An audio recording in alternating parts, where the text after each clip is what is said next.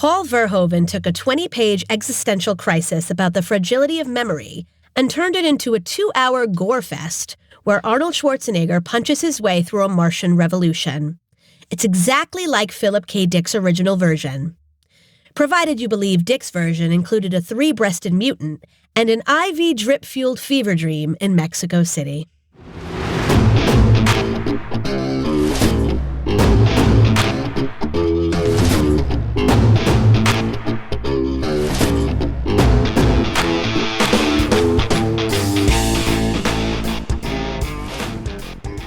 Yeah, I don't think they mentioned the year in the story, but I guess in the I don't remember. I'm curious as to why they picked a year in the movie. I always feel like in sci-fi movies and things like that, like why do they have to say what year it is? It doesn't really matter. We know it's the future. Because I feel like when you're making it, you're like, oh my God, 2084. It's like 100 years in the future, you know? And you don't think like when you get there, it's going to be really disappointing to know that you're not there yet. I always thought it was maybe a bit of, I don't know, ego by the writers, because they're like, oh, when this year actually happens, people are going to be like, hey, they're going to compare it to the movie. Like, yeah, I don't know. I always assume stuff like that is like, again, just like, you got to tell them what year it is, kid. Like old Hollywood producing stuff. An old Like, I don't know when it's happening. That was a cigar in my mouth. If they don't know when, they'll be asking questions you don't want them to answer. All right. That's how many tears. Oh, I have seen this movie, Jason, many times. We've all seen it. I haven't seen it in a while. I was saying before we started recording that I wish I hadn't seen it. Because I feel like it would have been more fun. Yeah, to go back. Oh, just see it for the first time right now. To go back. Jen's like, if I had one wish, it would be to experience this movie. And one wish, I don't know. If I maybe 3 wishes. Yeah. Oh, you saw it in the theater. Well, I would have been 10 years old when this came out, so I wouldn't have been able to see that in the theater.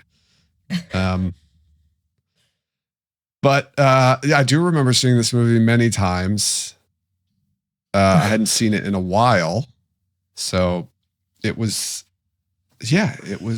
like seeing an old friend. Who? Yeah, I watched this movie. I own this movie. Like you guys are talking about streaming it. I just have it. Like I watch it. Not all the time, but like I've watched it in the last year. Okay. Prior to this. Oh wow. Yeah. Okay. Yeah. You own what, on DVD or a Blu-ray of this? Yeah. Yeah. Okay. Blu-ray. Yeah. I might have owned this when I had DVDs back in the day. This might have been one of those movies. I can't remember.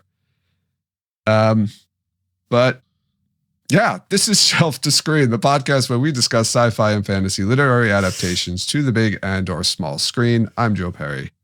I'm Jen Isgro. And I'm Tom Kokoza. And on this episode, we are going to be tackling Arnold Schwarzenegger, Paul Verhoeven, and their 1990 adaptation of a short story by Philip K. Dick, a 22-page short story. We can remember it for you wholesale. The movie is Total Recall. I think this is inarguably a classic, great movie. We just skip to the end and give our 5-star ratings. 11 stars. Yes. Oh man, I hadn't seen this movie, as I was saying, in a while. It was fun watching it again, forgetting a few things and then just like noticing things that like, oh wow, you know, I don't remember that happening, or like I don't remember my reaction to that happening type scenarios. So Tom, you've explained you've seen this movie many times. First time you saw this movie, or I think we all, sorry, let's take a step back. I think we've all seen the movie before we read the short story. Is that right? That Yes. is correct. Okay. Tom, your first encounter with this.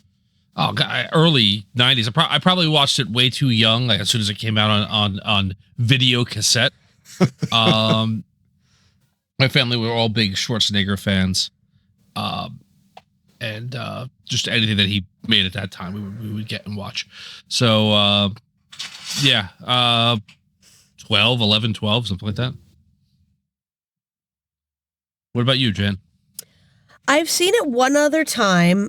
I don't know if just Dan and I just watched it one night because he's a big Schwarzenegger fan.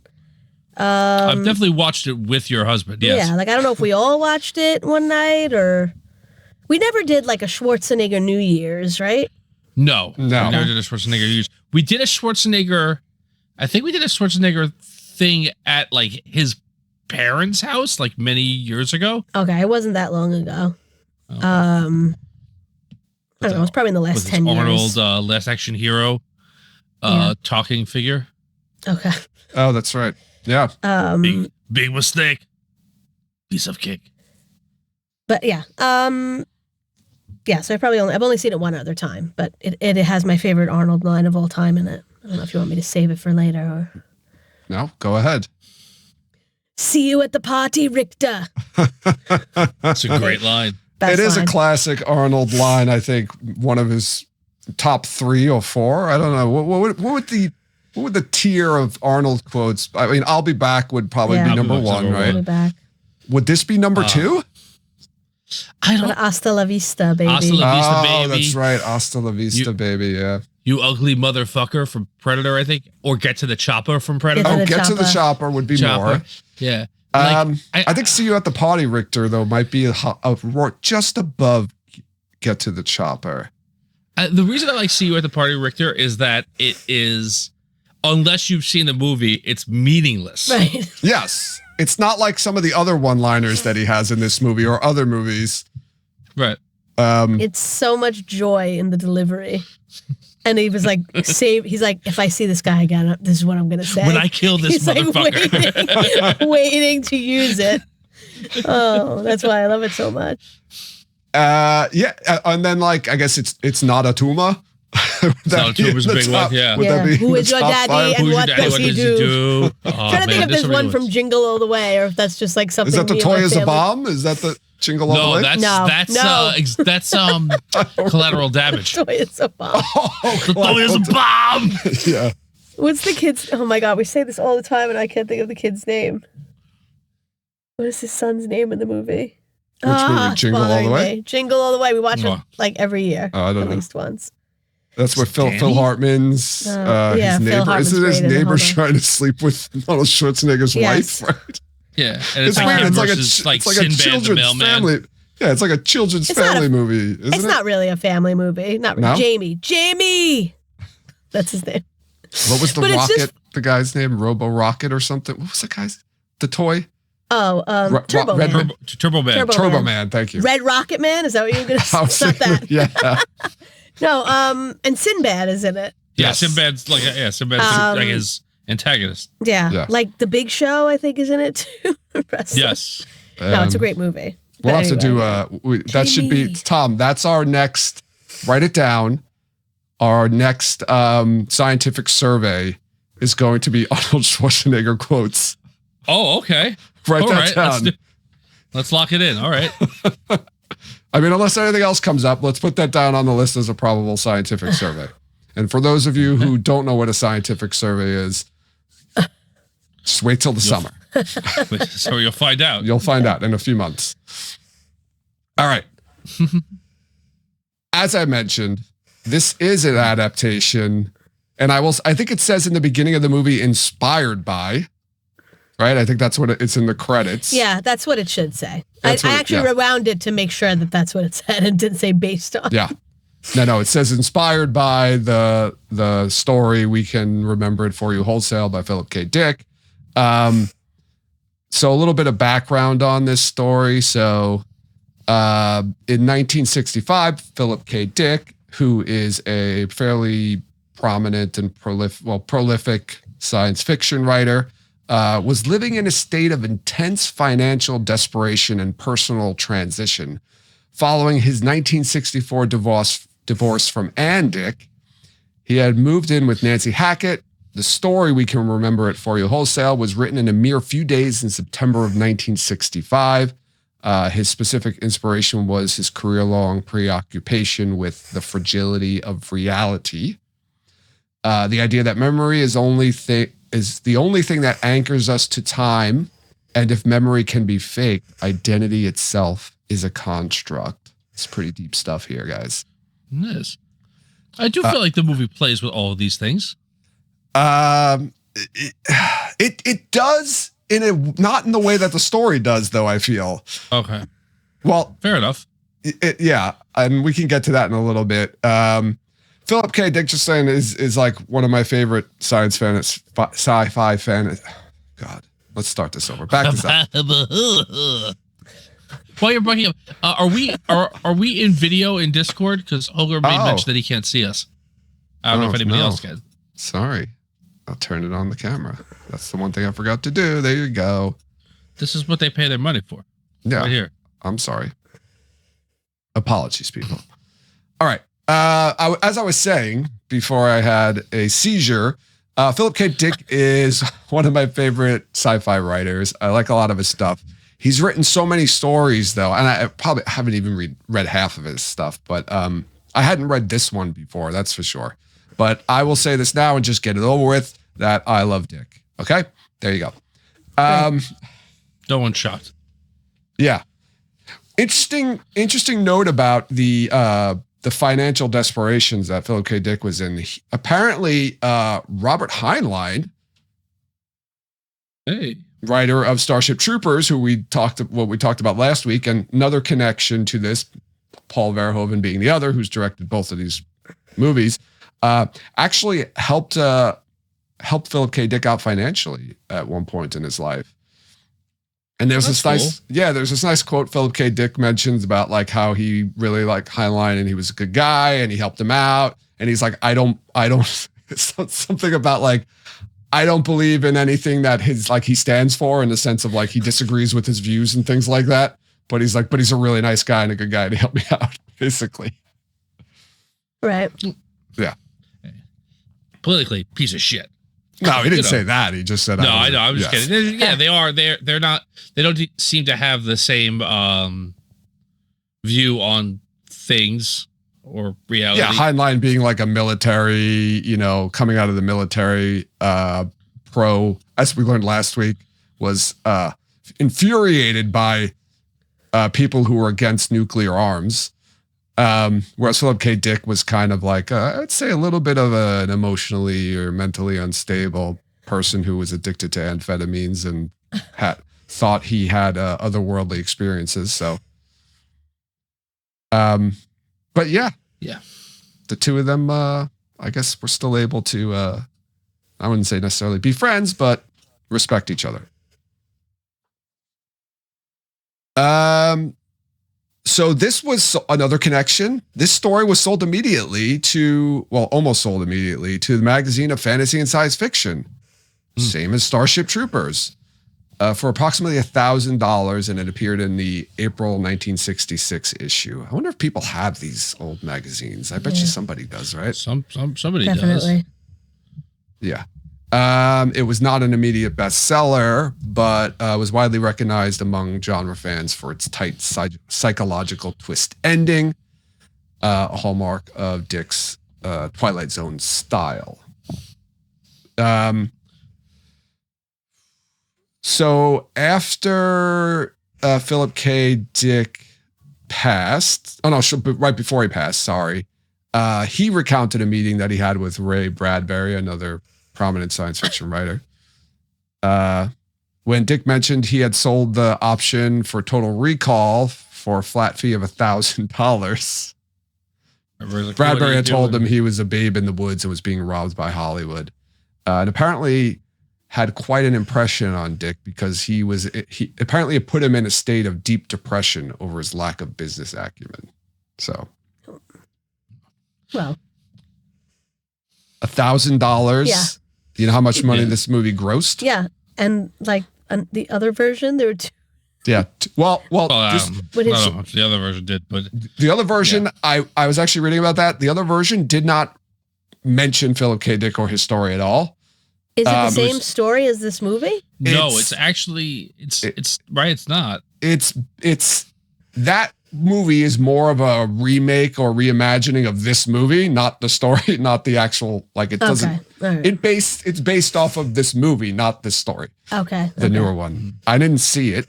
But yeah, it wasn't like, hey, we're going to redo this, we can remember it for you wholesale.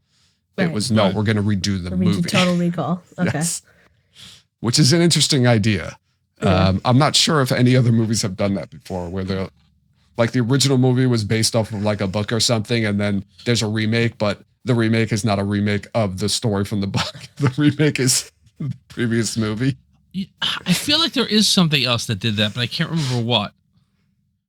I had to think about it. All right. Yeah. Please proceed. So during the period following the story's publication, Dick entered his most paranoid phase, culminating in the 1971 safe blowing incident, where people supposedly broke into his house and blew up his safe. He kind of thought it like was paranoia. That sounds. Yeah. Well, I was reading something about this where like there was never they never found who did it or any evidence. So there's like, I guess some people are a little bit conspiratorial and think that he potentially did it himself. But he believed that the government was monitoring his fiction for leaks of real world classified information regarding memory manipulation. All right. Yeah. I think he got a little bit into the story. Okay, Philip. Sure, Philip. I will say this is typical Philip K. Dick's, like, right. Yeah. I mean, and the story itself it's very much a lot deals with like reality. A lot of his stories, like what is reality, and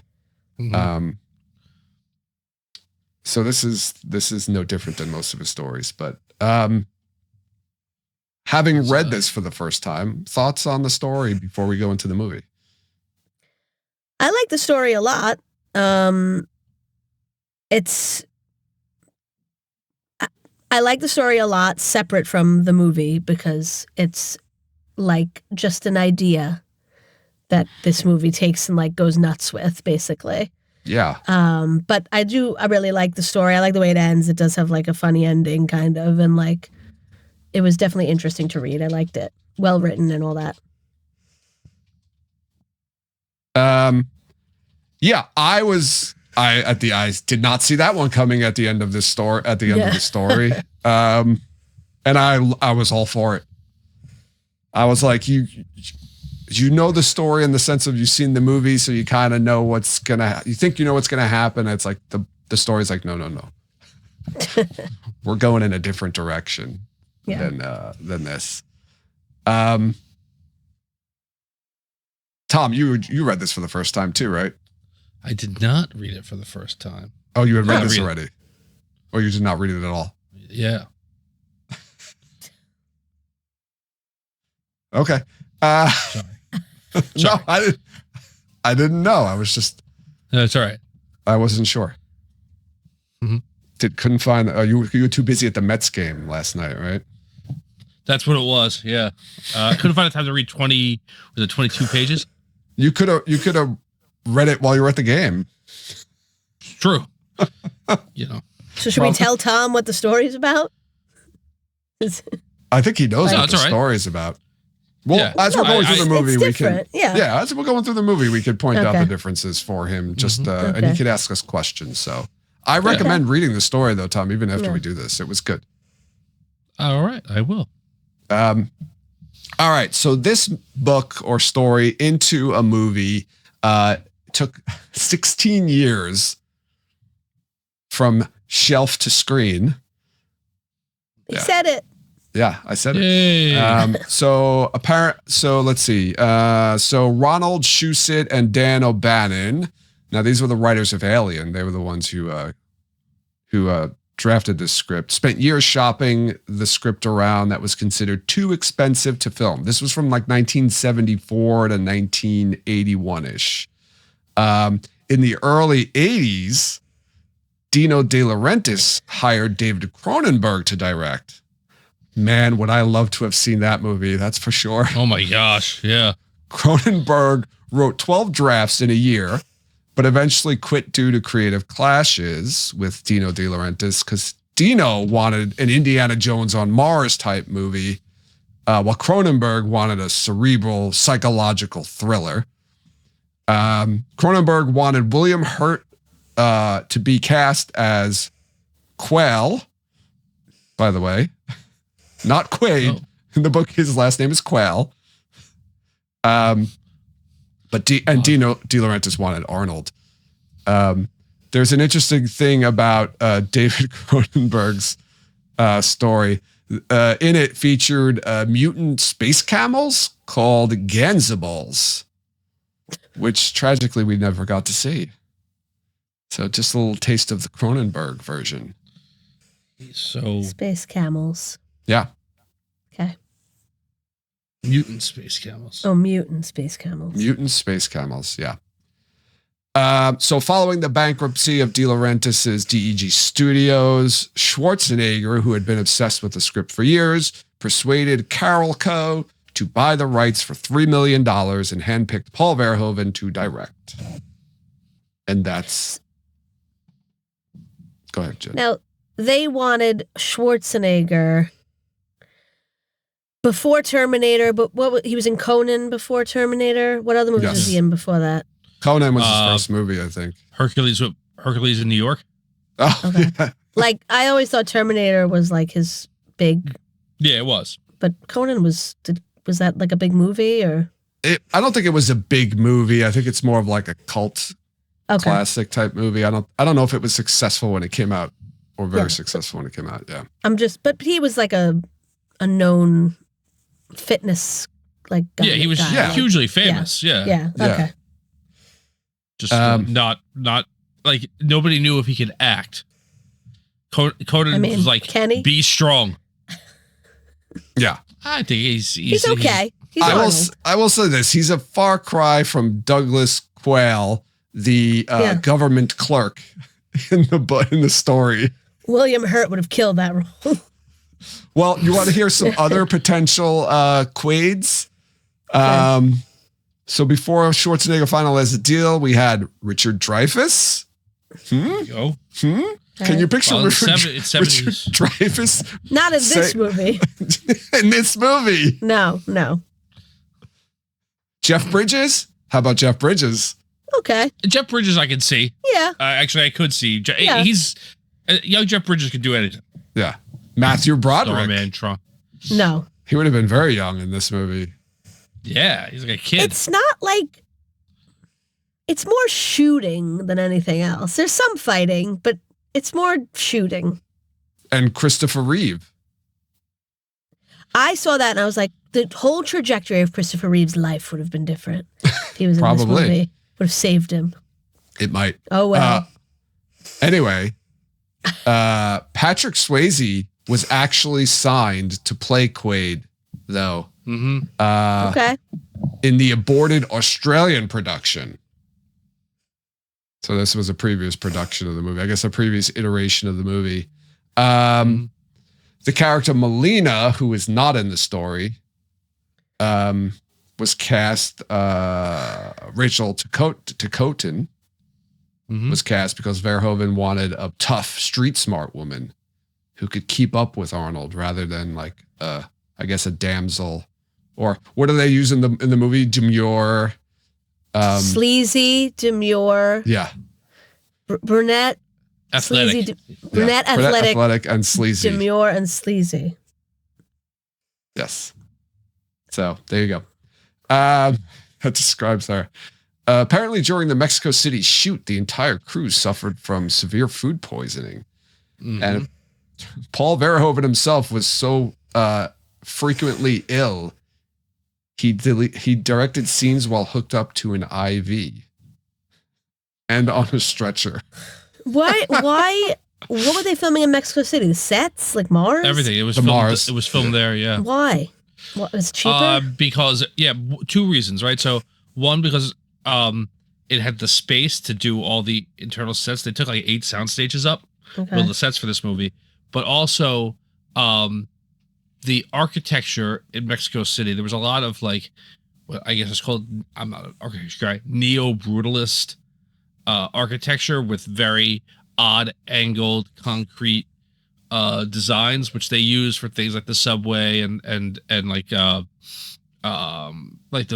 scanning room where he goes through the where they find the gun on him and stuff.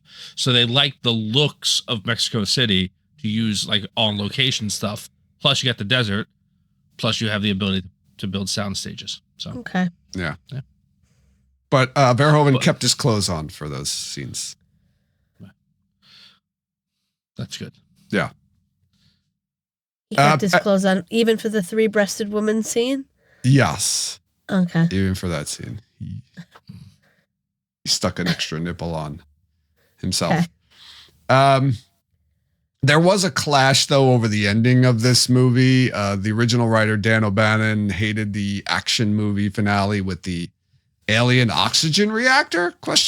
Yeah. I didn't even remember that being a thing from the movie. Oh, come on, man. You get the 4-finger hand. I do remember that, yeah. I have a question about that 4-finger thing, man. Can anyone put their fingers in there? Is that like anybody's hand, right? That, like, what's the... Yeah, as long as you just put Fit it 2 in. fingers together. It was just weird. That's weird. So if I was missing a finger, it wouldn't work, maybe, potentially. Yes, it would, as long as you have 4 fingers. Like a You're missing your thumb. A velociraptor could do it then, potentially, or somebody. You're going crazy now. Yeah, I'm getting a little wild. This is the future. There's no velociraptors. That's true. They're all extinct. But there are mutants. And we're on Mars. Yeah, so O'Bannon preferred Philip K. Dick's psychological ending rather than the oxygen reactor, because again, I still don't understand. The reactor heats up the ice, and when you heat up ice, it releases oxygen into the air. It doesn't heat up the ice. It melts the ice. Melts the ice. And then breaks the water apart into oxygen and hydrogen. Right? Oh, I missed that step. It changes Mars's atmosphere to a breathable atmosphere. You're jumping right to the end. I know that's the very end. I don't think it's really I don't know how you, like, as an adult, like when I was a kid, I went back and forth. None of this is really happening. Yeah, it's not. It's all fake. Yeah. That's why it doesn't make sense. That's why anybody put their hand there. Like, none of it's real. Well, they don't. For some reason, I thought they addressed. Hang a lampshade on it. I heard, from Dan. It's a Jacob Flatus scenario. In an interview, it's been said that it is, like, they've confirmed that it's not real. Somebody confirmed. Arnold always has said, like, said in the movie, but it's. Yeah, Arnold's always said, like, he never thought that. Like, the way he played, like, his take on the movie is that none of it's real. But, like, he wakes up and has to go back and live with his wife after he shot her in the head. No, I don't think he wakes up. I think he's... Oh, you think that guy was telling him the truth in the middle of the movie? I think, the doctor, that he is, like, lobotomized now? Yes. Oh, my God. I want to talk about that scene. I know we're just jumping into it, though. But he just, like, never... He stays there, or he just, like... Or that's the end of his memory and he never wakes up? No, I think he just stays. I think he thinks this is real. It's not real. Oh, I thought the end of the movie was him, like, coming out of it. Like, the light changing or something. No, maybe. No? No, I don't think there's any. I don't think it ends. I don't think it's a Black Swan kind of ending. Yeah, it just ends. Yeah. But I thought that was like him. I don't know. Maybe it could be. It was it's very reminiscent of the air at Spaceball scene. Oh, yes. Yeah, so that's a great question. For some reason I thought they addressed that in the movie, but they didn't. So I guess it's supposed to be, is it really happening or not? You say Arnold says no. Well, that's what he believes. I don't know if. Yeah, but like, it's not his. That's what he believes. That's not his decision to make. I think I'm very much the proponent. It's what you believe that matters. It's right? like, As a viewer. is the top still spinning on Mars? Yeah, kind of. Yeah. So I will say this, right? This movie, the first 15 minutes or so are fairly close to the book, and then, it goes off the rails for sure. But that's why I'm happy it said in the beginning that this was inspired by the story. So, they're acknowledging right away that this isn't it. Is the very first scene of this movie, well, not the very, in the very first scene of this movie, right away, I got the Arnold, and I was so happy. It made me so happy.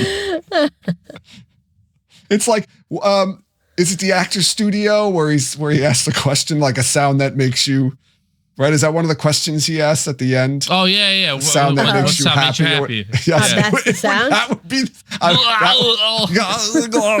and, I'm sorry. It's just so absurd that that's actually a sound he makes. That I just love it. And it's so unique. Nobody else makes that sound. No.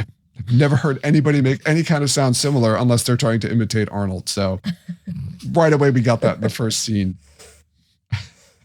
We get it a lot more in this movie too. Yeah, I mean, that's not the only. There's a lot of it scream. Yeah, there's a lot of gurgle screaming in this movie by Arnold. Right off the bat, I'm just going to call out a difference from the story and the character of his wife. They changed her name. I'm not really sure why. I don't remember. Yeah. Her name is Kirsten in the story, but they changed it to Lori, and I don't know. I don't understand the reason why they did that. Like, why would maybe honestly, maybe Arnold found it too hard to say Kirsten. That's Kirsten. Kirsten. Yeah, that's a great theory, Tom. That is now my headcanon. Kirsten's not like a good name for that character either. I don't know why Lori is, but it just, I don't know. It does fit Lori, yeah. I mean, the character's different in the... Yeah, she is.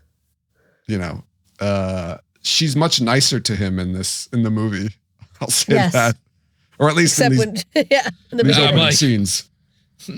Yeah. Well, spoiler alert, she's not a secret operative trying to kill him. Right, yeah. Yeah, in the story. Instead, she just like... She leaves him. Because he just like is upset. He's like a little like a big loser who's obsessed with Mars. Yeah. And she's like, if you talk about Mars one more time, we're done. Like, Mars. Yes. She's like, I'm fucking out of here. I'm done. Imagine Tom, like your wife said, if you don't stop talking about the Mets, I'm going to leave you. And then she leaves you because you talked about the Mets again.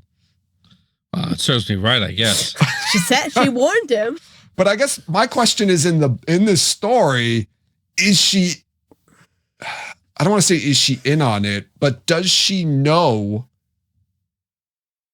In the book, in the story? Yeah, in the story. Does she, they never address if she knows about his background, his secret background. We don't really know like what, because it's not the same background as in this movie. Well, it's just like the first part of it is right, like that he's a secret agent. He was like a secret government agent. Yes, he did go to Mars. He was a government assassin. And in the movie, like they keep mentioning the agency and Cohagen. They don't establish what is Cohagen's job? Position. Yeah. Except he's that in charge of Mars. He runs Verbium mines. What's the mines that? Trivia? I don't even know what it's called. He runs he's like in charge of Mars, in charge of the air on Mars. He gives out the air, and if you're not nice to him or you annoy him, he's taking away your air. Oh, that's right. Because he can shut down sections of Mars. Mars is like this big, by the way, and he can shut down sections and cut off your air. There's a scene in here. I have a note here. There's right where there's two of them, and he's like, Cohagen raised the price of air, right? Isn't that like a lot? Yeah. Two people are having that conversation, and I'm like, what? Where does he get his air from? Just like, in case you're not sure if this Cohagen guy is good or not, we're just gonna throw this line right up front. You raised the price of air. Anyway, yeah. In the story, you don't really know, like, there's no mention about whether his wife, like, knows about his background and of being a secret assassin. Well, in the movie, it seems like he's only been, whatever, if the story's real, in the movie, for like 6 months, he's been like Doug Quaid. Right. Yeah, it's relatively but recent. in the book, I don't know if they establish like how long he's been. No, not I a think secret it's. agent. I think it's around. I think in the movie, I feel like 9 weeks or like 2 months is a number that I remember being mentioned, and I don't know if that's in the movie or the story, but No, because if it's that short, then his wife has to know in the story. oh yeah, you're right. Yeah, Otherwise, if it was like 15 years ago, I don't remember like how long they've been married. I wasn't really paying attention to that. I don't know if they go into that. Like that's kind of things I like about short stories is they don't go into like those details, which are really not necessary for the story. It's just like gets right into the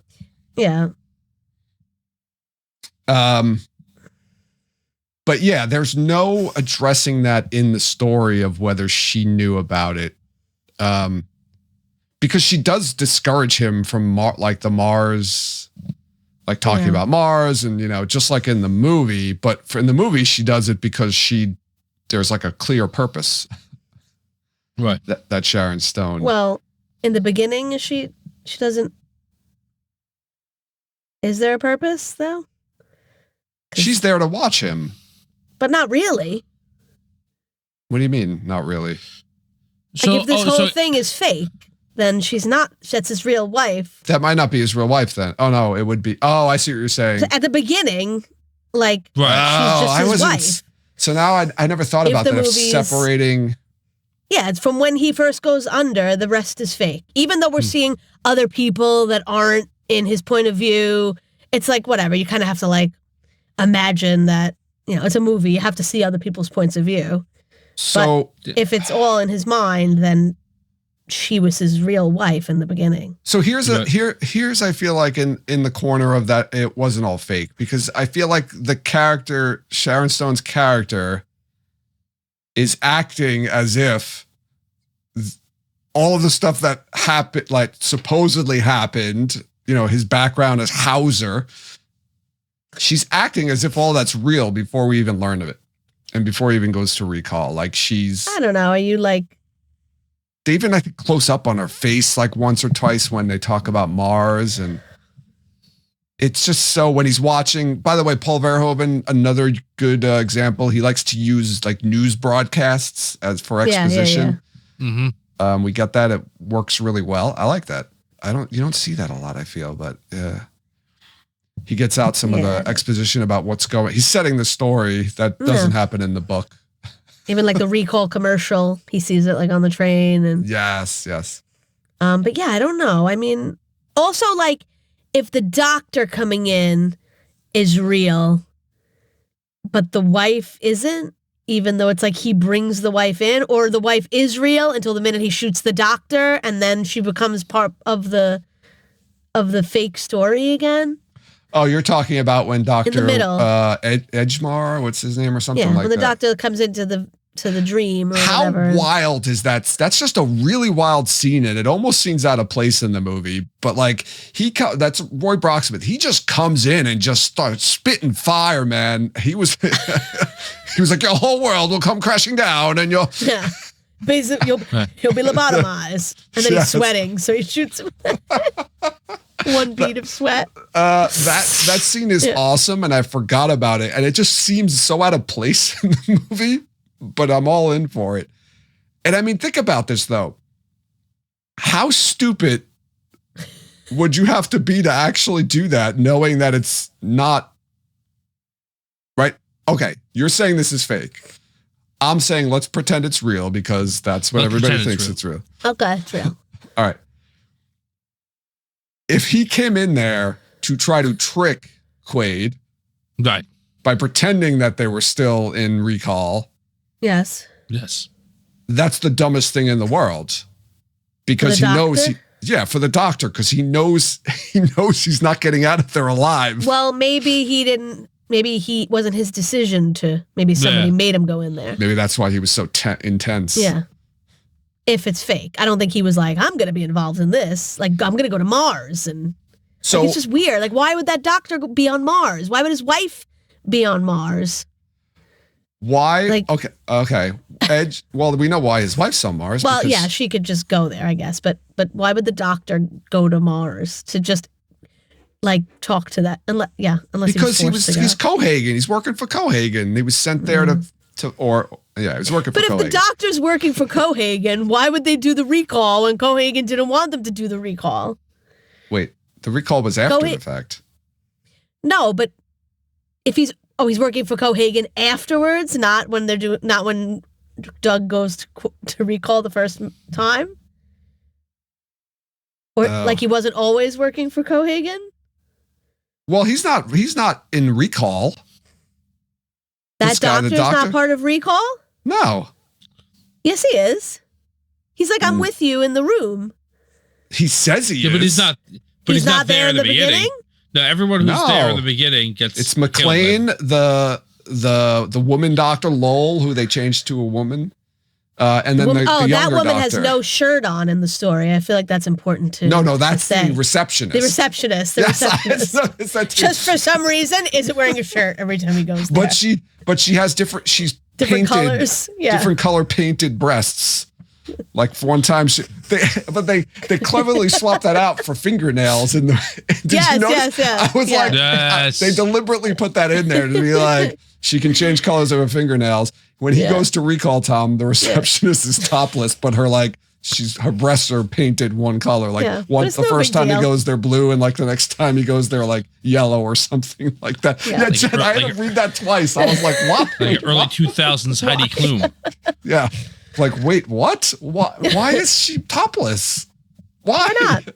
I don't know. You really want to go back to the company if the receptionist is topless, I guess. But he didn't seem to. It didn't seem to like. Yeah. No, he was on a mission. He did. He wanted his recall. So wait a second. We're going to be talking about this whole thing. So if everything that happens in the movie, obviously from when he goes to recall after, is not real in the movies, in the movie. Then is the doctor really from recall, or is he part of the recall hallucination? I thought he was really from recall. He's like, shoot me, I don't care. I'm not going to die. But I don't understand why if he shoots the doctor, then that makes him not be able to come out of it. Because if he shoots the doctor should just wake up. Because it's not fake. The doctor's really there to trick him. Cohagen sends him there to fuck with him, to try to convince him to give up. And then he realizes, oh shit, this guy's going to kill me. I need to try to talk my way out of getting shot. And then he gets shot anyway. Then that means it's real. If that doctor's okay, but then I don't believe that it's real. I think it's not real. But that's what I'm saying then. If it's not real, then who is that doctor? Is it somebody from actual recall and he's telling the truth? Or is it just part of the recall hallucination story? Well, if you're saying he never wakes up, then I think that he's real because he said if you think at the end that he never wakes up from this, then that means that was real. And the doctor said, if you shoot me for some reason, you will be basically lobotomized in your real body and you'll never wake up from this. And then he shoots him. And then I never thought this deeply about this movie. I never. That's why we're here, Joe. I don't think. Just to be clear, I don't think it's like lobotomized in the way like, hey, if you shoot me, we're gonna go in there and lobotomize you. More like, I am your last chance to get out of this dream. And if you don't take this chance, you're never gonna get out of the dream. You're gonna be lost in this world forever. So that's what I think he's trying to say. Okay, right. So but your body at home is done. You're never waking up. It's just you're never waking up. Yeah, you're lost in the dream. Right. Okay. Right. Like it's like Inception. Like he's like take this pill or it's over. Right. Okay. So you're all right. So basically you're saying he goes to recall. There's a And is there any malfunction at recall? There's a malfunction with recall.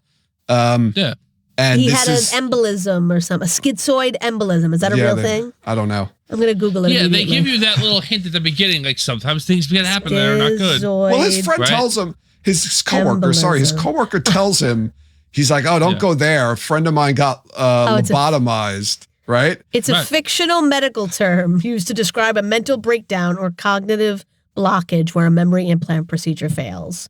So it's not real. It's just referencing Total Recall. That's literally what it is. No, I know. Recall. That's what it's saying. It's not a real medical thing. It's from Total Recall. That's what it is.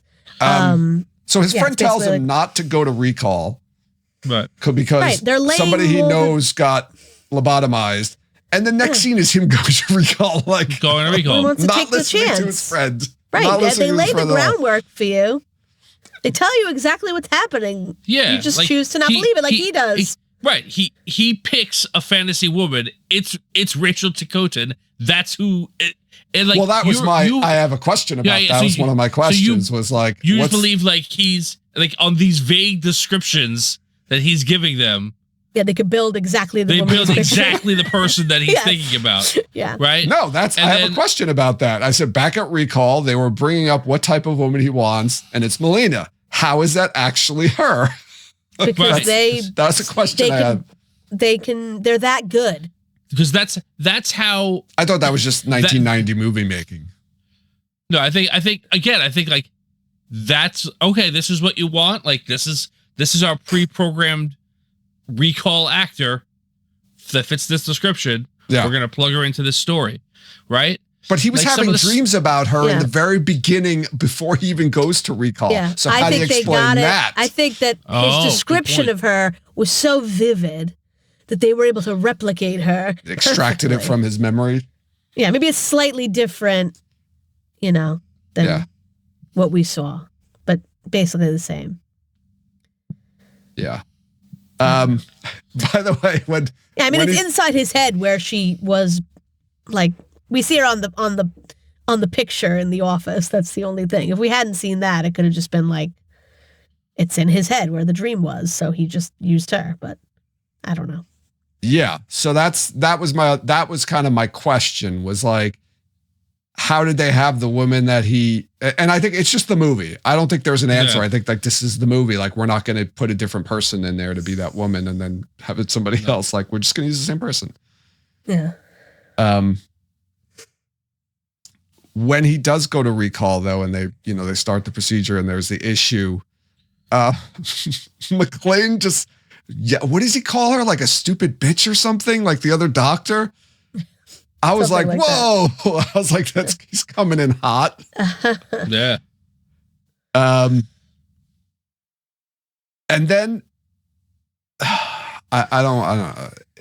I felt like the character who's supposed to be the hero of the story, he just kills innocent people like right off the bat. Murders a bunch of people. He just murders a bunch of innocent people. I'm not talking about the guys who were trying to kill him. I'm talking about like the doctors, and then they tried to put him back in the machine. Yeah, shouldn't have done that. When he rips out the hand, like the arm brace, and there's just a spike in there. Oh, and stabs. Well, that's later. Those are the bad guys, right? Does he do that in the beginning too? That is later. Oh, right? That's when he's breaking out from. But also another point in the column of it being not real is that every single person is shooting at him and not one bullet hits him anywhere. Yeah. So I'm like, why are they so bad at shooting? And I'm like, oh, maybe because this is like a dream and he can't die. Right. Or it's Arnold Schwarzenegger in an action movie. Right. But I mean, like, I'm like, not like other people are just getting riddled with bullets. Like just he's using people as like a meat shield, and that's the best. That's the best one. That is one of the innocent people. He literally just grabs a random innocent citizen on the escalator and uses him as a human shield. Yeah, and take these bullets. Yeah, he's dead already, so you might as well use him. I don't know. I was watching that and I'm like, oh man, he's supposed to be the good guy. He just grabs a random person, and then Verhoeven's of course got to not only do that though, because when they drop him, then they step on him as they're going up the escalator. Right. His corpse. Oh yes, Quaid is not a good dude. He's no Quail. I'm going to tell you that right now. And the inner Hauser, I guess. Hauser. Yeah, that's not in the book. There's no Hauser. Yeah. I really like I don't know who his name is, but the guy with the glasses that's with Oh yeah, Richter. his name is Helm, by the way, if you never love that caught guy. that, because I don't think they ever say it. I'm not sure, but I love him. He's funny. I think he's one of Biff's henchmen in Back to the Future. Oh, as well. really? I think he is. 3D, Yeah. I think. I think he's in that movie, I think Toy Soldiers with Sean Astin and Will Wheaton, Keith Coogan, where they're in like a boarding school and Colombian terrorists, I don't know, some terrorists come and take the school hostage, and then they like fight off the terrorists. It's a great movie. Like you oh do. my God, it's so good. I used to watch that movie all the time when I was a kid. But he's just very distinguished. Like he's got a very distinguished look. Like he's very easy to pick out anywhere he is with that like shock of white hair and those big glasses. Yeah. I forgot where we were. We were talking about this movie. Or escaping. We've from not been the bad anywhere. guys. We've been everywhere in this film. So Michael Ironside's in this We movie. literally started out talking about the end of the movie. It's Michael Ironside's in this movie. A lot of repeat people from Starship Troopers. Verhoeven has his his guys that he likes. What's his face in this? Who's the guy who plays Quado? Not Quado, but who's not that? Actually Quado, the guy with Quado in his belly. Yeah, he's also in Starship Troopers. Is it Quado like how did that happen? Is it even worth discussing? Like, is it two separate people? Yeah. But they merged? I'm not sure. No, it's a mutation. He's a mutant. Are He's the a mutant. mutants like humans that live on Mars and Marshall got mutated? Bell. Yeah. They're not Martians. No, they're humans that are mutated because of the conditions on Mars. Okay. So he just was born with Quado. I think Quado was born. And that Quado is the person. The human that you see is like a puppet. Almost like that. Quado's a mutant that grew that guy. Oh, I thought he grew out of the guy. I would say he grew out of that guy's stomach. Well, it was a human at one point, how. right? Because they're all humans, and then they get mutated. So you're saying Quado was a human, and then he mutated into a maybe he. So he lost the rest of his body. When Quado starts maybe talking, he got fused. That guy mutated. goes. Like when Quado starts talking, like that guy like turns off. It's like Krang. Yeah. Well, Krang's had just like a suit. I know. It wasn't a human suit. Shredder, my body. But why my body? Where's my body? Where's my body? Why? I don't know. It's not even worth. It's not worth going into any further. I don't know. More Quado talk. Yeah, why does that guy like lose consciousness? That's why I always thought like Quado. And it looks like it hurts that guy him. was like a puppet. Yeah. And Quado was like the real thing. Yeah. Like that's like that guy is what Quado used to like. So like Quado goes back in world. and he's like he plugs back in and he's the guy again. Like Quado takes control. Yeah. And then Quado goes to sleep. But for some reason, this is the guy that's like in charge of. It's like that movie Malignant. Oh well, he's like a psychic, right? Is that why? Yeah, he has psychic powers. For sure. Quado's a psychic. They blow Quado's head off. It's really upsetting. It is. Michael Ironside's appearance in this movie. There's two scenes where one is with him and I think one's with Ronnie Cox, where there's the video monitor, like they call somebody on the video monitor and the person's not like there waiting, which is I appreciate that because I always feel like in movies, like the person's just already there waiting, like they're sitting by the screen all day waiting for somebody to call. So the camera goes on and then you see him kind of sidle into the view on the video screen. And later on, towards the end with Ronnie Cox, they're like, they call him and he's like facing the other way and he goes, He turns around. he like turns around. I did notice that. I can imagine a lot of improvising with that. Yeah. Very, very clever and funny. And there's like 2 screens for some reason in the car. Like, why? I don't know. It just looks cooler. Yeah. That's all we need. By the way, I don't ever remember this movie somebody saying clever girl. Oh, I don't remember that either. Yeah. Maybe that's from your 3-minute extra. He said, oh, yeah. Who says clever girl? He does. He says it with, he says it to Sharon Stone, I think. Arnold Schwarzenegger says it? Yeah, I'm pretty, yes, it's Schwarzenegger. I wonder if this is part of the extra 4 minutes or whatever I had in my Very version. Important. I was like, oh my God. Did Jurassic Park steal it from this movie? It had to have. Must have. Yeah. No one else has ever said that. Yeah, so Sharon Stone turns out to be not his real wife. Sorry, Michael Ironside's girlfriend. But he's Michael Ironside's wife? Girlfriend. A girlfriend? Because what's his name calls him his old lady. Yeah, but... Yeah, I don't think they're married. I don't think so. That's more like... All right. Yeah, there's a lot of crotch kicking in this movie. Like Arnold gets hit in the crotch a lot in this movie. I think I might pay. I think I would pay money to have Sharon Stone kick me in the crotch, though. That was pretty hot. Okay. She looks pretty buff in this film, man. I don't know. I was very impressed with her fight scenes because a lot of it looked like it was her. It was. She actually got inducted, an honorary induction into like the stunt, like with the stunt person. I don't know if it's the Stunt Person Hall of Fame or the Stunt Person, the Stunt People Society in Hollywood. She's an honorary inductee for her work on this film. And like Arnold was very impressed with like the work she put in pre-production to get in this physical condition.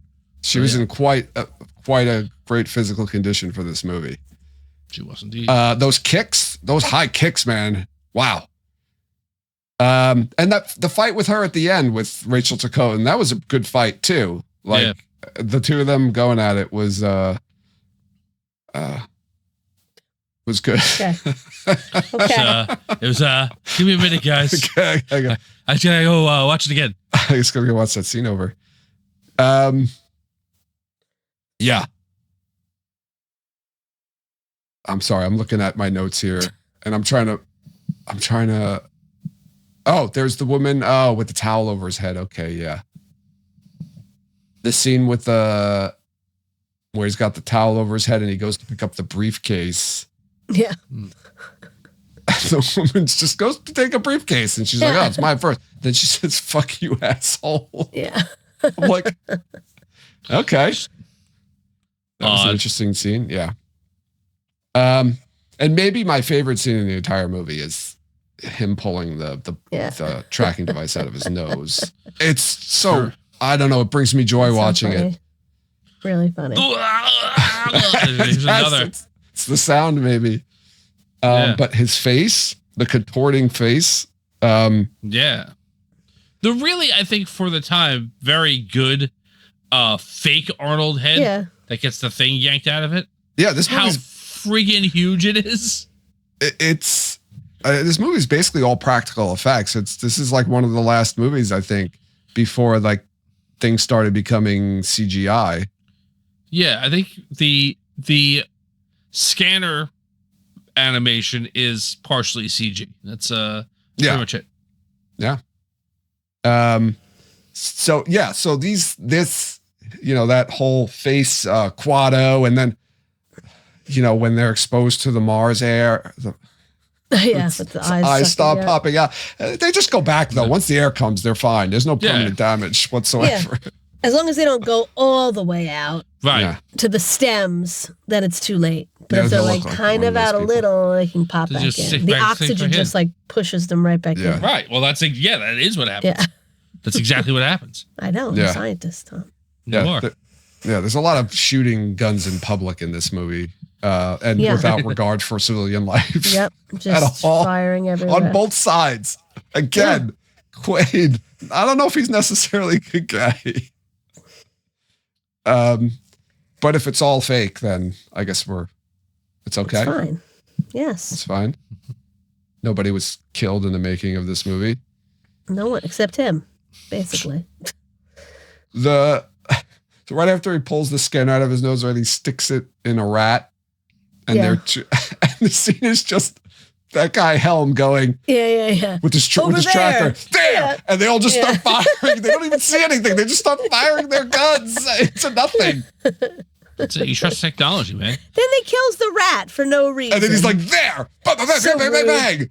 There, bang, bang, bang. They're just unloading all over places. He's just yelling, there. I was like, this is so stupid. I would have felt bad for anybody who was walking by there. He's just yelling out, and they're all just firing away like a bunch of clowns. Oh my God, it was great. I loved it.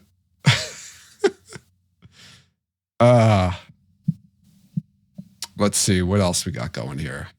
I want to talk about when he gets to the hotel, and he had left himself a note, and then he had to write his name or write Melina underneath to make sure it was the same handwriting as his own.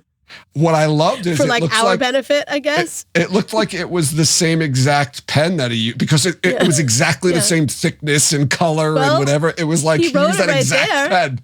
It was a hotel pen. Well, I guess if it was only a couple of months ago. Yeah. They would probably have the same pen, or at least the same make and model. Funny. Same make and model pen. Yes, a perfect match. Like, you don't know your own handwriting? I guess that's a good question. He's dotting everything right now. Do they write a lot in this? In this world? What I did appreciate in the story is there's two things. One, that there's a typewriter in it. Like they're using typewriters in this, in the short story. And then, which isn't really too weird, but he asked to borrow the phone in the car, the robot taxi's phone in the story. And I was like, oh, I guess Philip K. Dick didn't predict cell phones. I mean, car phones are crazy enough, man. Yeah, car phones were before cell phones, so he wasn't looking too far into the future from that perspective. But they were still using typewriters. Well, yeah. Those are two nice touches. I was like, they don't always get it right.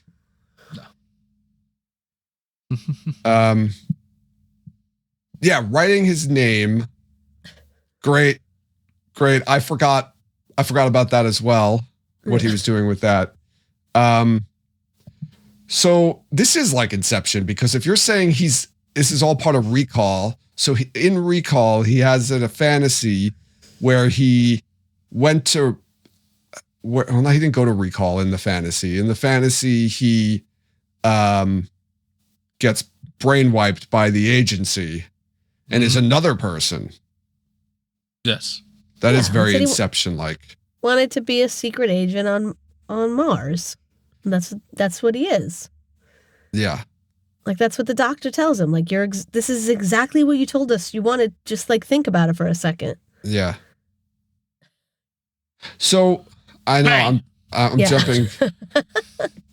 I'm jumping to the end, or close to the end, because there's the whole scene when Cohagen plays the video of Quaid, buddy with him. Yeah. And Arnold's. There's that scene, and Arnold's almost like he can just be like, well, I'm not going to be Hauser, as if he has control over it. Or like, I don't know. It's very weird. This is another. I feel like this is the part where I'm like, it's like Philip K. Dick's mind memory fuck thing, because that's what the scene is. It's him just being like, well, I don't want to be Hauser, but you are Hauser. So how does he stay Quaid? I don't know, man. I don't know. By I don't know how to just ask that question. I don't know what they're going to do to his brain that he like escapes from, but they were going to bring Hauser back. They were going to give him Melina. I don't know why they wouldn't just kill Melina, but I guess they figure he wants her. I don't know. Well, I guess that's a theme that carries from the story is like this whole thing is that like more so in the story you think is that it's just a deep desire will kind of no matter what always bring that back up. Like as much as they try to like cover it up with their memory modification, like this is such a deep desire or passion or something of his that it's no matter what, it's going to keep coming back up. So let's keep Melina because he's in love with her. And that'll stabilize the reality more maybe, or make him believe it more or want to believe it more. So yeah, that kind of makes sense. But yeah, I don't know how he just can decide like I'm not going to be Hauser anymore. Like I don't know what was going on there. It was interesting. I feel like that's like I've seen something like that in other movies too. Like that's not who I am. You know, that was me before. This is me now. Right. And like, you know, like in amnesia, people or whatever. However, yeah, I'm pretty sure. Like I haven't seen the show, but I'm pretty sure that's basically what Severance is about. No, like it's happening like. Yeah, well, I get what you're saying, yes. Maybe, yeah. I'm like, no, not in the beginning, but maybe like now. Yeah, like. Well, it's not a memory thing. That's what I was connecting the wrong part, Tom. I was thinking of memory messing up, but no, yeah, you're right. Like, there's two different people. Basically, they become two different people because they don't exist at the same time. Yeah, or consciousness. And like, even though they watch videos of themselves telling them things, they're like, "That's not who I am. That's who you are." Kind of. That's not what I meant. Yeah. So yeah, I guess this is another precursor to Severance. Severance better come back soon. I love that show. Yeah. The woman who plays his disguise when he first goes to Mars. Best. I think she deserved an Oscar for that performance. That was amazing. Where did he get that mask from? It doesn't matter. And why could he only say one thing while he... I don't think it was working right. That's why I started freaking out. Okay. The fake ID is that actress's real name. What? Which I appreciate. Like if you look at like with the passport info, if you found out. Oh, that's her real. It's her real name. That's just great. Yeah. Awesome. I love that scene. It's almost unnecessary. I feel like Paul Verhoeven just wanted to put this in here because it was such a wildly weird and, you know, the effects were just so bizarre. Well, he couldn't just get through customs. I don't even know if they had to show a scene of him going through customs. He could have just showed up at the hotel. I wouldn't have been questioning whether, like, how did he get through customs? How did he get through Martian customs? How did he get through the TSA? I remember as a kid when the movie was coming out, like seeing that scene with the head coming off and then reform, like going, this movie looks fucking awesome. Yeah, that was in the trailer, definitely. I remember that. Yeah, very cool, like very futuristic. I mean, back then I remember it feeling and seeming very futuristic. Yeah. Right after that scene, I have a note. I forgot about how awesome this movie is. People getting sucked out into Mars. Yeah, question. Why would anyone want to visit Mars? I think that's my first question. It looks like a terrible place. Why would anyone Why would anyone want to visit? The whole movie's predicated on him really wanting to go see Mars. This is like, why? Everywhere you are on Mars is like a window away from being sucked out into the atmosphere. Everywhere is just like one room at a time, like built on each other. Your best case scenario is you become a mutant. That's the best case scenario. And even in the very beginning, when they're watching the newscast about the turmoil and rebels on Mars, and he's like, "I want to go to Mars." How did all those people end up there? Why are they living there? I think they're just like transplants. Yeah, they're. I mean, Mars was colonized. They moved there. Yeah. Okay. There's mining. There's industry, and there's people who have to support that. Yeah. And there's people who are like, I imagine some of those people, like the mutants, used to be miners and can't mine anymore because the mutations have What screwed them up too much. what the hell is the name of the stupid Or their parents. mineral? Like, I always got the impression that like they didn't mutate. Like their parents were on Mars and had them and their mutants because of like the Martian environment. Oh, maybe. But then the mom and the little girl have like the same mutation. Yeah, It's a genetic mutation. It becomes Once it's there, it's there. Yeah. So yeah, I don't know why he would want to go visit Mars. The material, the mineral, whatever it's called, I can't remember, and I didn't write it down because I never understood what they said. Jen, I was hoping you had watched it with the captions and knew exactly what I the spelling did, was. and that's why I kind of half know what it is. Hold on, I'm gonna find out. There's no mention of what the mineral does. It's just like turbinium. Turbinium, thank you. The turbinium. Like, they don't even say what it does. Unobtainium. It's just a mineral that's very valuable. What else? Oh man, I'm sorry. I have a lot of notes about this. This is where you get the raising the price of air conversation right here when we get to Mars. Go ahead, Jen. I'm sorry. I have a note about when what's the guy's name? Cohagen? Yeah, Cohagen. Yeah. He kicks over the aquarium and you see the fish trying to breathe. Yeah. And then it cuts to the humans trying to breathe. I have a note about that. It was very good camera work and cinematography. Yes. From the fish suffocating to humans, well, mutants. Yeah. Suffocating. They're not all mutants. No, not all of them. Yeah. There's just the little person. Street of That's the only. I think the little person is Melina. Oh yeah, Melina. That's right. Sorry. There's other. Well. No. No, there isn't. Everyone else we meet is a mutant. On Mars, the people who live on Mars. Benny. Yeah, he is. He pulls out his cool, weird claw. Oh, that's right. That's right. I forgot. He's like, don't worry. I'm one of you. That's right. I forgot. Okay. Yeah. And that the little person, is that the one who's on Seinfeld who Mickey likes? I recognized her, but I couldn't remember. I didn't know. I think that's her. From what? Thumbelina is her name in this movie. Oh, okay. Did they mention that? Or? Yes. Oh man, I missed that. Because I wrote, I'm so happy Thumbelina survived. And also I wrote new band name, Thumbelina and the Mutants. Love it. Sounds like a punk band. Thumbelina. Oh my God. It does. Yeah. She does stamp my favorite character though. So. Oh yeah, Wasn't that's too happy about Helm. that. Helm. He deserved it though. He did.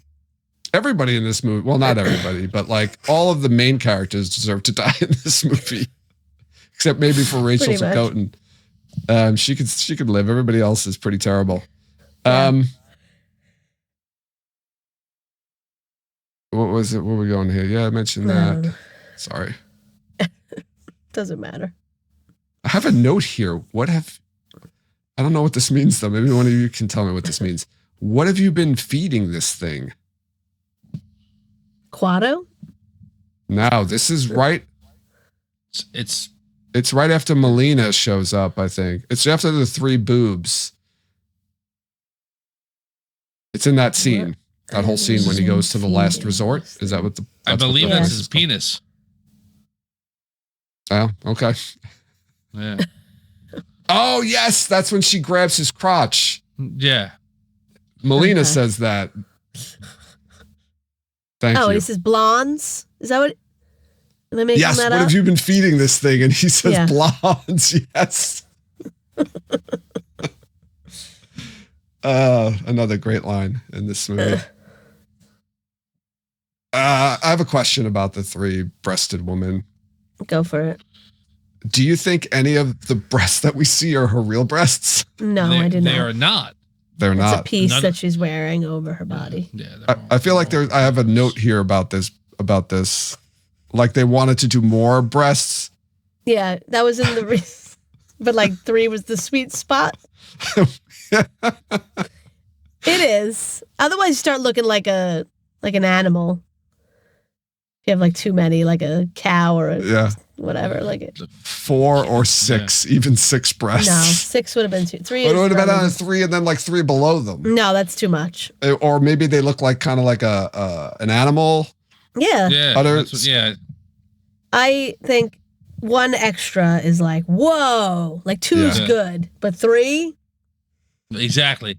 like Jen's 2's got good it. enough, but like 1 Two's more. great. Two's great. Just to be clear. Right. So imagine But if 3, it was 1 extra one. Oh, that's 50% better. I think I have an answer on the Quado conundrum. Okay. The All right, listen. So That's so like the wait. Who's that What? author that me and Brendan always talk about? Dan Brown? No, is it Dan no, Brown? what's his name? No, the guy who did the. It's not Dan Brown. I know who you're talking Somebody about, else. Jen. He's got these wild titles where it's always Yeah, like it's these 2 always like- words he puts Yeah. together, like the. Yeah, like the Gemini experience or Yeah, something. so- Like it's like who is it? What is his name? Somebody in chat, please Oh, tell us you know this. I'm trying to. Brendan's gonna kill me. No, is it Robert Ludlum or something? Yeah. Yeah. Oh, it's Ludlum. Yeah, it is Ludlum, I think. Wait, Robert Ludlum. Is that the Bourne guy? The Bourne? Yeah, it's the Bourne guy. Yeah, the right? Bourne Identity. Yeah. yeah. The Bourne Supremacy, the Matterese Circle, the Bourne. Yeah. It's a million. Anyway, yeah. So that's what it sounds. The Quado conundrum. Okay. The Hades factor. Sorry, guys. No, it's all Robert Ludlum titles. Robert Ludlum. So the name Quado, it's derived from cuate, which is Mexican slang for twin. Oh, maybe he was like a Siamese twins. or some people have like a fetus that kind of you have like body parts connected to you that didn't like really form, and this is Yeah. like a like in between that and a Siamese twin, I guess. So there you go. Okay. Solve that one. We can close the book on this. But why it does up. the other guy lose consciousness when Quado talks? Well, they're All the mutants. blood whose head is going into the Yeah. other brain. They're sharing. Yeah. Only one brain can work at a time. I don't know. Yeah.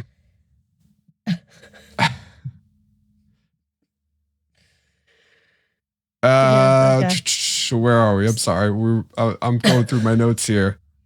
Yeah, here's where I have the question of like, what is Cohagen? Is he a governor, a businessman? I don't know what he is. He doesn't even have a company name. The agent, it's just called the agency. Maybe this might be more, fuel More for evidence. this is all fake. Yeah, it doesn't it's not really matter. happening Yeah. because, Yeah. I don't know if that's just done on enough. purpose. I think it's definitively done on purpose. Definitively. I think the entirety of the movie is designed for you not to not to know whether it's really happening or not while you're watching it. So I think having it be vague and like it's not vague. It'd be one thing if like Quaid was like, what is the agency? And no one tells him. Like everyone knows what it is, so you don't have to talk about it. That's like real life. Like Yeah, I guess like if so. you're in But the I, office and you're like, oh, the company wants to do this. No one's gonna go, what company? Like they know what company. You're both working. But is Cohagen run the agency? I don't know what the No, he agent. runs Mars. He just runs Mars. So he's like a Mars governor. is a corporate. It's like a it's Or is this it's a corporate- corporately run? Yeah, it's a corporately run- Okay, Yeah. planet. and he's the administrator of the planet. He's Turinium. What's the name of the Turbinium. turbinium miner? He makes all his And- money off of and- mining turbinium and And selling tourism. Like, oxygen. so like Who's there's- going to Mars? It looks so shitty like, there. Why would anybody It go? does, but like I think like Jen the reference about like how every room is just a window to death. But like tourists, like dumb Earth people, are gonna go fly to Mars just to say I've been to Mars. Yeah. It's That's right true. by the sand. Maybe Yeah. they don't know how bad it is until Well, you there was get that there. there was that one nice restaurant they would always Yeah. show, or Oh yeah. where I guess like Looked like an the avalanche was coming down, but it was like ice and I don't even know what oxygen coming. Yeah, it Yeah, was air. It's just Air. air. Air. So everyone that survived the glass explosion was really happy because they could breathe. Yeah. That's it. Now they don't have to be shut in. They could have the windows open on Mars. Yeah. And the whole atmosphere changes in about 3 minutes. The entire planet is blue now. I'm so Sky. I'm so confused now by this movie, but I think it's more confusing than the story's pretty straightforward, but Yeah. it's got its twists, but Arnold gets, I have a note here. You can make a drinking game out of how many times Arnold Schwarzenegger gets hit in the crotch. Mm-hmm. And then here's a great line. Consider that a divorce. That's, another great Arnold line. Said so many. Yeah. Yeah. I think we got more Arnold just pushing innocent people down the stairs when he's running.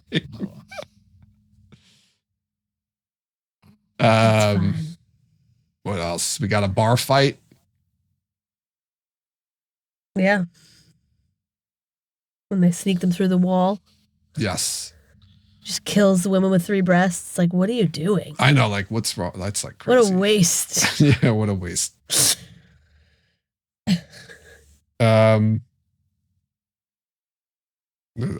is looking through here. Sorry. That's all stuff we talked about. Yeah.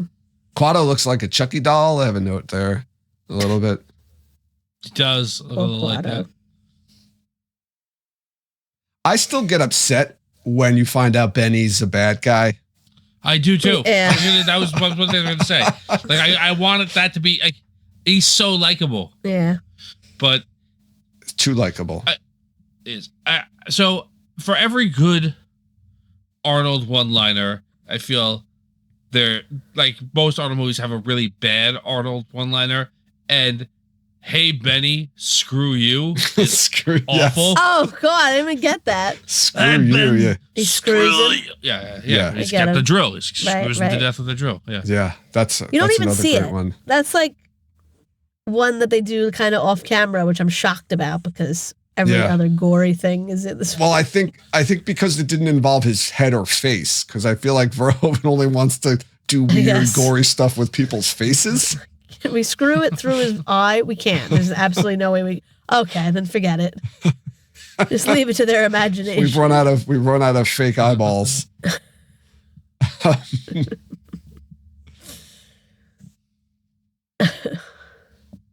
Yeah.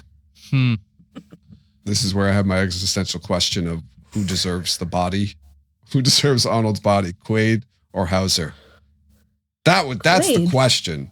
Who deserves the body? Like a very nice guy. But it's his body, though.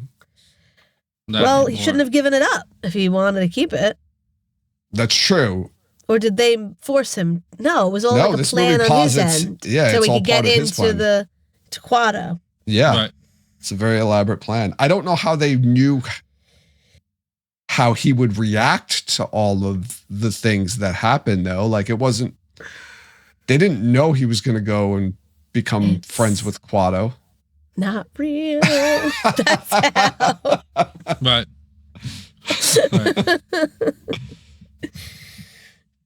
Unless Just Hauser's worked out lying. that way. Well, again, I don't know if it's just a movie or it was done on purpose. It's a movie. I don't know. Right. So I'm looking at this right now. Right. In the beginning, when he first goes to recall, McLean says, in the secret agent ego trip that he's ops for, by the time the trip is over, you'll get the girl, kill the bad guys, and save the entire planet. Yeah. And that's what happens. right. And when they look at when they're installing like the thing in there, someone goes, "That's a new one, blue sky on Mars." Right. So literally, like, I don't know. Yeah. It's tough. It's tough. Oh, I missed those. Yeah. I didn't hear that part. Oh, okay. So then confirmed. Lock it up. Lock it up. Story's over. Would you like to hear how the story, the short story ends, Tom, or transpires? Yes, I would like to hear how the short story ends. So a lot, like I said, the first maybe 15 or 20 minutes or so of the movie is fairly close to the book. He goes to recall. There's like similar, like a type of issue where he's talking about all this stuff and they're like, wait a second, he's been to Mars already scenario. So they kind of stop the process. They refund him his money, like half of his money, and send him on his way. But he winds up going back to recall because the whole idea with them is like, if you remember that you were here, that means we didn't do our job, so we'll give you a refund. Like, obviously, because you wouldn't come here if the recalls worked. So he goes back, he gets the rest of his money, but then like government agents come, but they're not like, it's not Michael Ironside and Cohagen.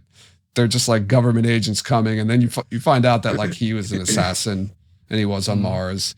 And the agents want to kill him, but then he's like, well, what if you memory me, put me back basically the way I was. Will you not kill me? And they're like, yeah. So then they like study him and they find out that everything stems from this fantasy or dream he had when he was a kid. Wait. Go ahead.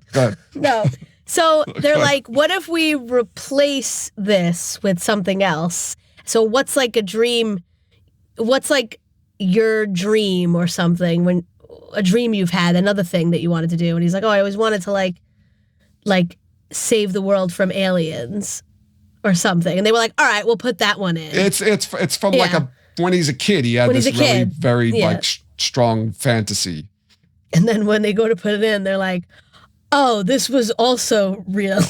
This also really happened to him, and it wasn't a fantasy. But this is go ahead, tell him what the actual, tell him what the actual fantasy is. It's like I forget exactly what happened with the aliens. He's approached by aliens, and these little aliens are like the size of rats. Okay. And it's something about like they're coming there to invade, is it? And then he's like very nice to them though. So they appreciate that. Yeah. So they basically leave and say, as long as you're alive, we won't come and destroy Earth. It's basically like, we'll wait till you're dead because he was nice to them. Yeah. And then they were like, okay, well, if this is true, you better not kill this guy. Yes. The aliens are going to come and destroy Earth as soon as he's dead. And that's kind of like, they're like, all right. And they just leave. Like, that's the end, basically. Yeah. So everything that he wanted, every fantasy that he had, like, actually he already did. And the aliens had wiped that from his memory, too. So he wouldn't remember that happened. So it's like... Bananas. Okay. Yeah.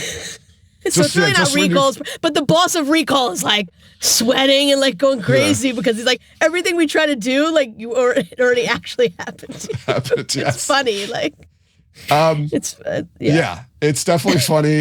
It's so bizarre, that twist with the alien, because I'm thinking as I'm reading this, I'm like, oh, you're gonna find out like after it ends that was his fantasy, like what we're saying in the movie happened, but they're like. Philip K. Dick's like, no, we're going to take it a step further. Right. Also real. Okay. Yeah. It's just like, I guess we should make sure this guy doesn't die. Yes. Because as soon as he dies, like, that's it. Yeah. They're coming. So you can see where they veered off a bit. Yeah. And his wife like just nothing leaves happens. It's just like all happening at Recall, basically, or like at his house. And you're just like hearing about. Yeah. He goes like to the memories. He never like actually goes to Mars. You don't really see any of this. They take him to like New York, because it takes place in Chicago. They do?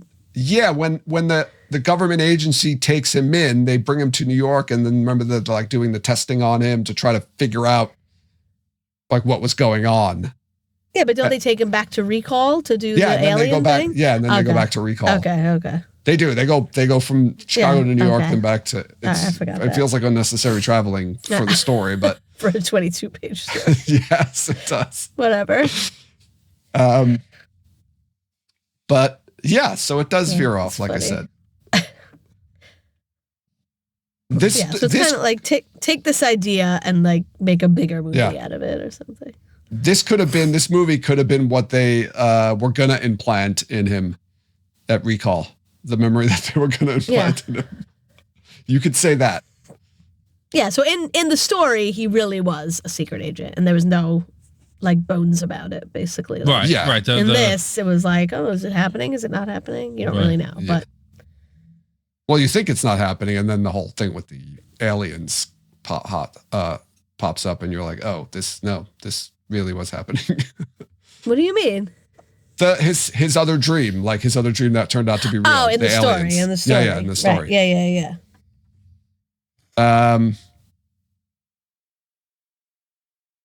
Yeah, the aliens. I'm just saying the alien was little rodent-like. Yeah. That was in my notes. Yeah, interesting. So just like a couple other pieces of information. I don't know, just like about the adaptation. So Dick died in 1982. But he did get a chance to read the original script and reportedly loved it. Or at least one version of the script. The script went through so many. Yeah. I don't know if it was the original, but it was one of the versions. This thing was rewritten so many times. Yeah, so he approved. He didn't see the movie, but he liked the script. All right. Yeah.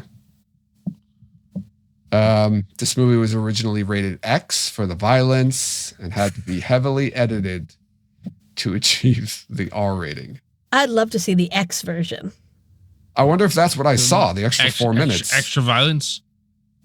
X stands for, so you said X stands for extra.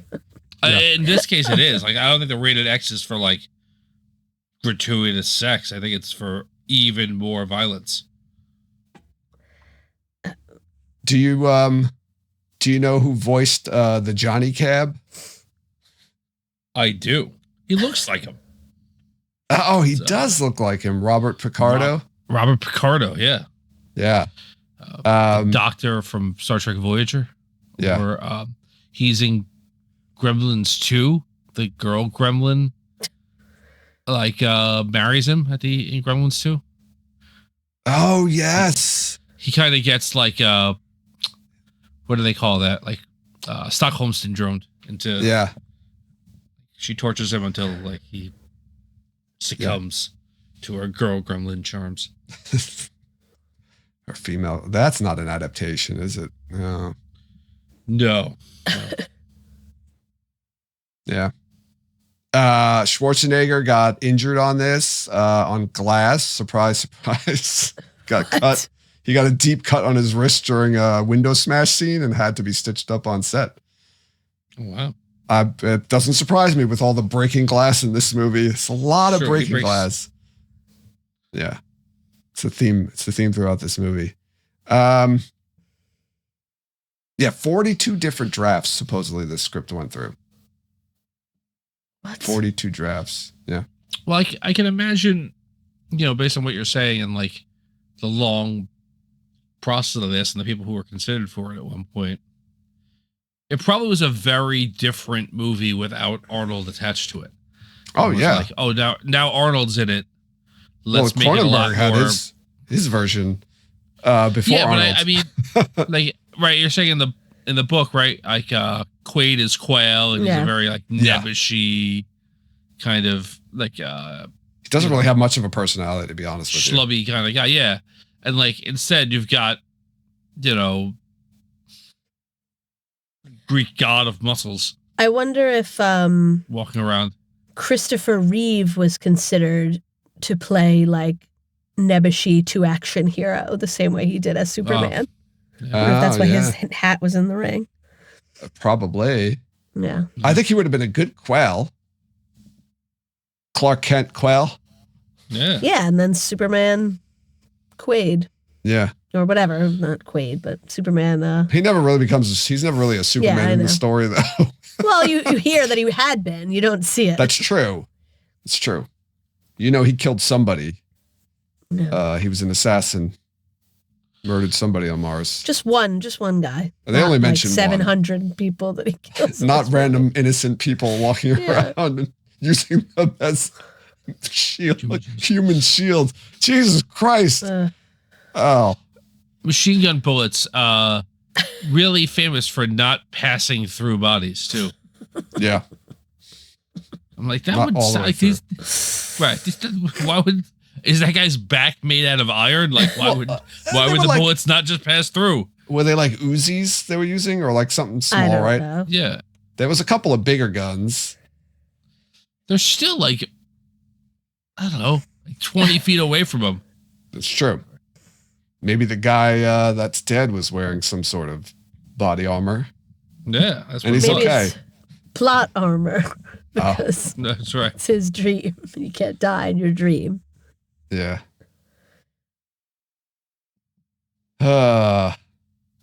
Anyone have any more notes about this movie? I didn't know Arnold with the jackhammer at the beginning. It's just like, Yes. Yeah. how can we make everybody see Arnold's muscles more? Yeah. It's just like, That's it. It was so. and his little arm is this big. It was very like glaring in the beginning, and Yeah. especially like after I had just reading the story. Like I knew Arnold was going to be there, but yeah, he's got like the short sleeves, and he's just like, it's like, this one's for you, ladies. Yeah.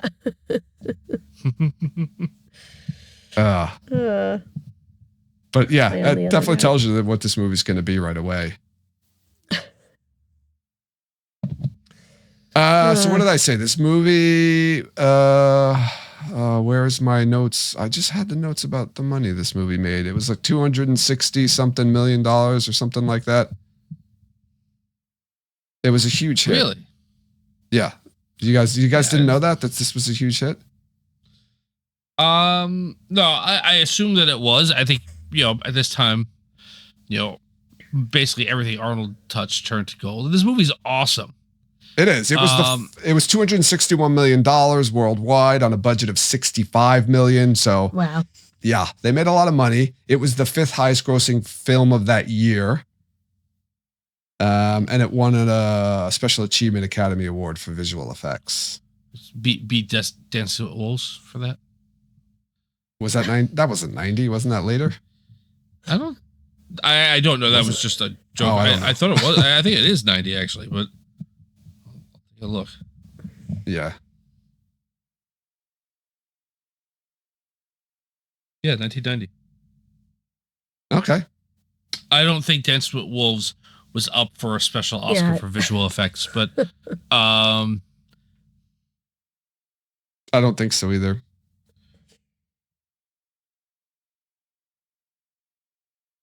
All right. Shall we get to our ratings? yes. Sure.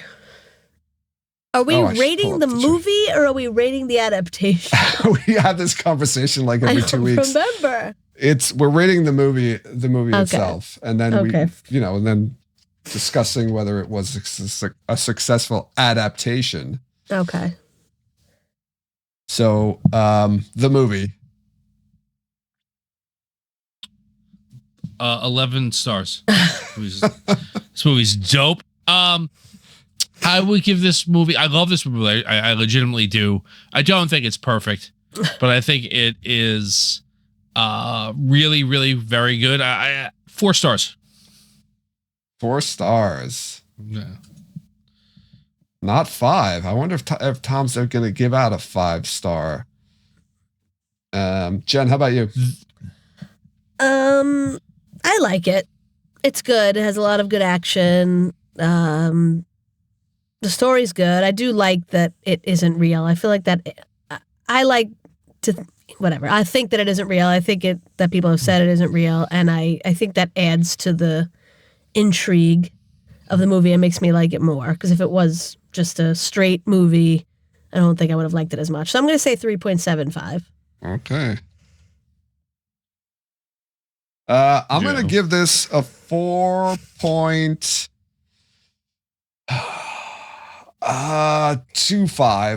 I was going to almost go to 4.5. This movie's awesome. I haven't seen it in a long time, and it's still awesome. It was even more awesome because of like me noticing just how many innocent people get killed by our hero. So, and I never really thought about it, that him still being in recall. I don't know. I've always felt like, I don't know. I feel like I just never thought about it. I don't know why. maybe I didn't care, or it wasn't the movie. It wasn't the point of the movie for me. I was like, I don't know, but I like that I think about it now. So thank you, Shelf to Screen Podcast. I'm changing my mind, but I want a 4.25 for my rating. Oh, dude. All right. So, just out of curiosity, movies that beat that had more box office than Total Recall in 1990. Wait. Don't tell us. Don't tell us. Can I guess? Go ahead. Yes. I'm not sure if I have the right year for this movie, but Home Alone? Yes, Okay. by far is number one movie. Okay. Wow, good call, Jen. You mentioned Dances with Wolves, Tom. Was that also beat it? Yes. Okay. Okay. I don't know if I know any There's other. another movie starring one of the actors considered for the lead in this film that made more money than Dances with Wolves. Oh wow! So we said what Richard Dreyfuss is Mr. Holland's Opus? No, that movie that was later. That was later. That's later. Not super. That wasn't a Superman movie. No, that wasn't a Superman okay. movie. No, Superman movies were done. Yeah. This wasn't Ferris. No, Ferris Bueller's was earlier. Yeah, like 87, I think, or 86, something like that. Ghost. Ghost. Ghost. Number 2. I saw Patrick Swayze. I forgot he was about it. originally signed on for the Australian production. Ghost is a great movie. Okay, wait. Did we miss one? Is there one more? One more. There's 3 more that made more money than it worldwide. All right, give us hints. I want to guess. This okay. is next 20 minutes of the podcast. Okay. The next on the list was not this person's first movie, but turned an actress into a superstar. Moonstruck. Nope. The Bodyguard. No, that's 92, I think.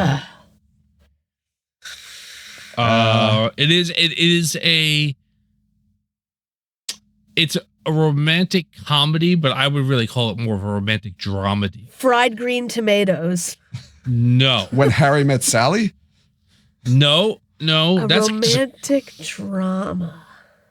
D. It's technically a romantic comedy, but I think it's pretty dark in places. My Girl. No. Okay. I wouldn't call that a romantic Comedy. Yes, it is. That's a romantic Not between the comedy. kids. That's like a coming of age film. Yeah, like, whatever.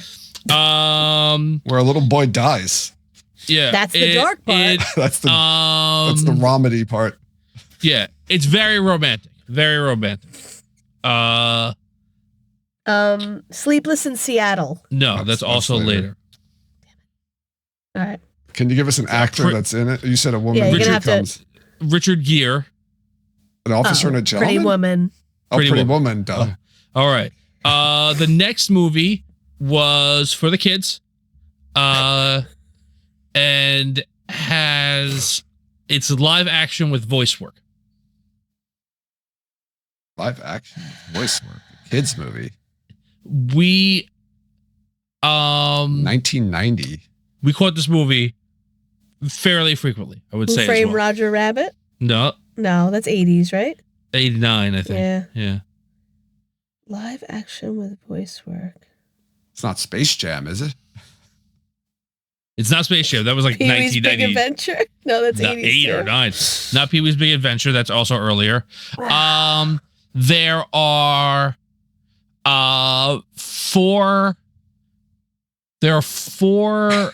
I think I just got it from the chat. I Teenage think I just got it from the chat. Ninja Go. Turtles. Yeah, it is Ninja Turtles. Good job, Skeeter.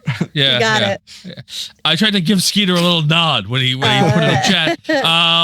Last one that beats Total Recall stars an That's a good movie here. Starts an ex-James Bond and a new spy hero. The Rock? No, that movie came out like 94.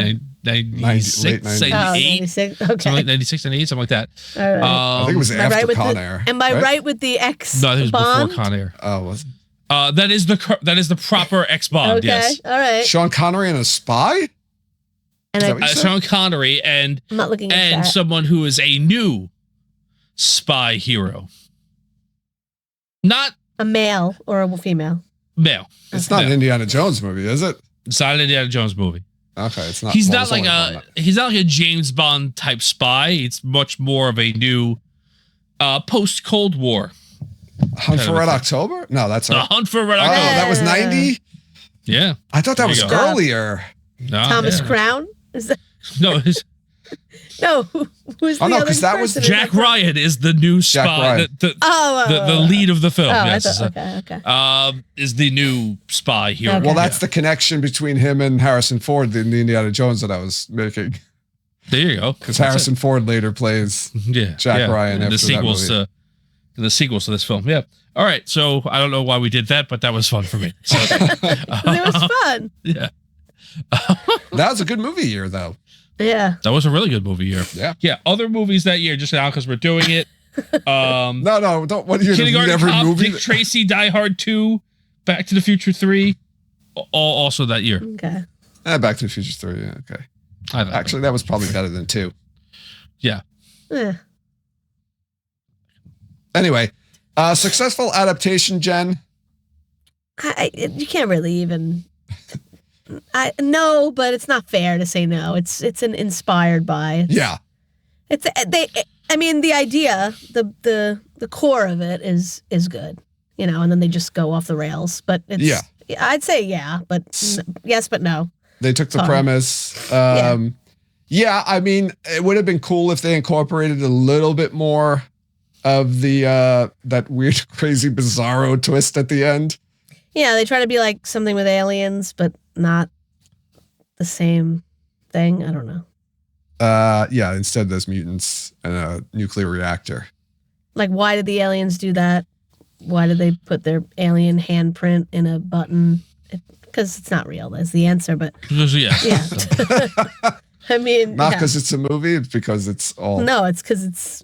Yeah, like, I'll get into this, he's but like the only one when who you're can figure seeing it out. Yeah, you're seeing stuff that's gonna be in the Total Recall. Yeah, right. Like scenario. One of the things that you see, like in the Total Recall office at the beginning of the movie, before Arnold goes under, is the reactor. Is the map of the reactor. It's just there in the beginning. I didn't see that. Damn it! Yeah. I have to. I feel. Do I have to go back and watch Total Recall again next year? Maybe next week or tomorrow. Yeah, I kind of agree with you, Jen. I'm like on the fence, and I'm like, I think it was a successful adaptation in the sense that it took the premise of the story and did a good job fleshing it out and making it its own. Like I said, bad adaptation. Yeah.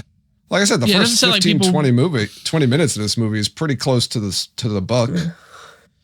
Yeah, it doesn't sound like people who are real fans of this short story are going to be upset with the movie. Like, no, I think most fans of the story kind of. I think the thing they didn't like was the turning of Quail to Schwarzenegger. Like Quaid. Yeah, to Quaid. Quaid. I think that was the biggest problem people had. Which, whatever. I get it. But it was still a really cool movie. So. You think like Quaid, I know they're spelled differently, but like Quaid and Quado are like very similar sounding names. I wonder if he did that to like, the guy that's like everyone's looking for is like similar to my name. I don't know. That's just like weird to have two names that are that close to each other. Well, we know why Quado is named Quado, right? We talked about that already. The Quaid, I guess it was just like when not Quail. Quail is too weak. Yeah, you're not gonna have Arnold play a guy named Quail. That would be pretty cool if his name was Quail. All right. I think this is a good place to wrap up this conversation. This was a longer conversation in this movie than I thought we could have. But I do want to remind everyone to follow us on social media. Check out our Twitter, Instagram, Facebook, Blue Sky. Join us over in Discord to continue the conversation there.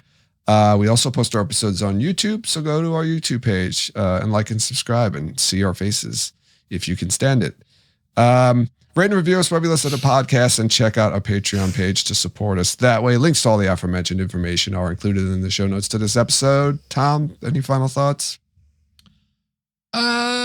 No, I feel like I've had a lot of thoughts. If you haven't seen Total Recall, go watch it. the 1990 Arnold version. Yes. Jen, final words? So you guys did already reference my quote, but I'll say it again anyway. Consider that a divorce. Nice. Thanks everyone for listening, and you'll hear us next time.